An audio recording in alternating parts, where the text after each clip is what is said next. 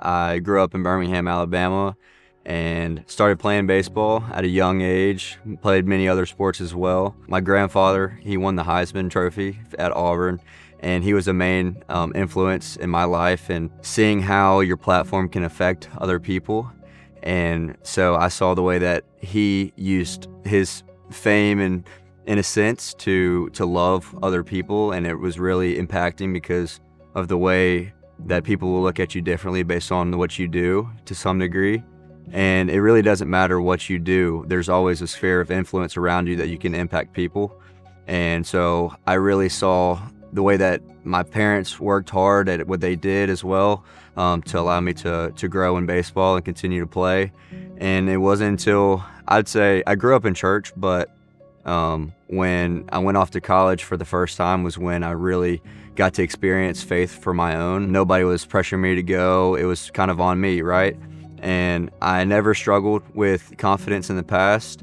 And then when I got to college, it was such a huge adjustment based on skill level that I started to struggle with anxiety, depression, what coaches thought of me and what my identity was. It was in baseball and my performance. And it was really a tough way to live. It got to the point where I was in class one day and I thought I got a text from my mom, and it would be I would think it's the practice schedule, and I'd go into a little downward spiral, panic attack, start overthinking things. It was just really a tough way to live. And then as it progressed, I won the starting spot and was doing well freshman year, but I was still struggling with those mental, the lies from the devil really. It just kept going downward spiral, and it got to the point where if I wasn't in the lineup, I'd feel relieved because I wasn't gonna mess up, right? There was many times where I was in the outfield and I was worried I was gonna make an error, and then sure enough, I would make the error because my mind was fixated on the wrong things.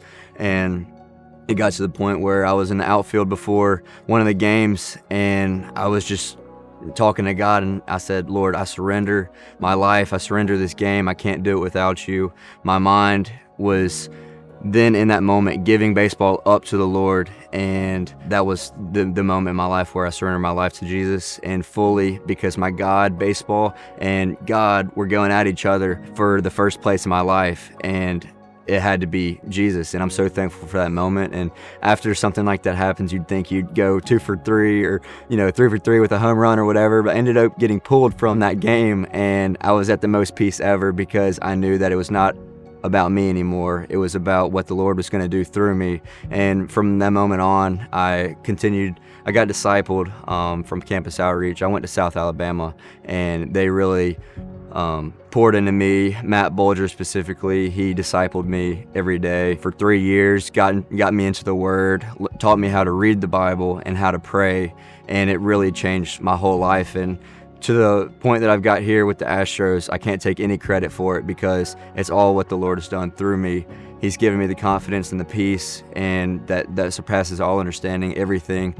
Just talking to God daily, it's been truly amazing. So I can't take any credit for where I've gotten now, and the ability to use this platform to influence others has been the biggest blessing. And Matthew 6:33, but seek first the kingdom of God and his righteousness, and all these things will be added to you, is the theme verse for this year for me, is to seek him more importantly than the game or money or girls, anything in this life that is all temporary, right? It's all gonna fade away, but if you seek him, then he's gonna provide every need for you. So that has been my main focus coming into camp, and the pressure and anxiety that may come with it and performance, it's still there, but you can combat it because those are all lies from the devil.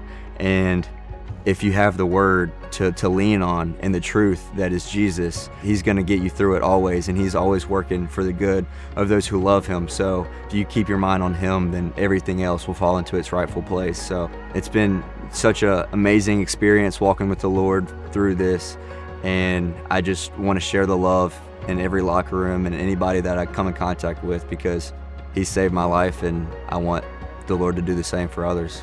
Entrust your life to Jesus, because this world is temporary and we're living for eternal things. So just putting life into perspective.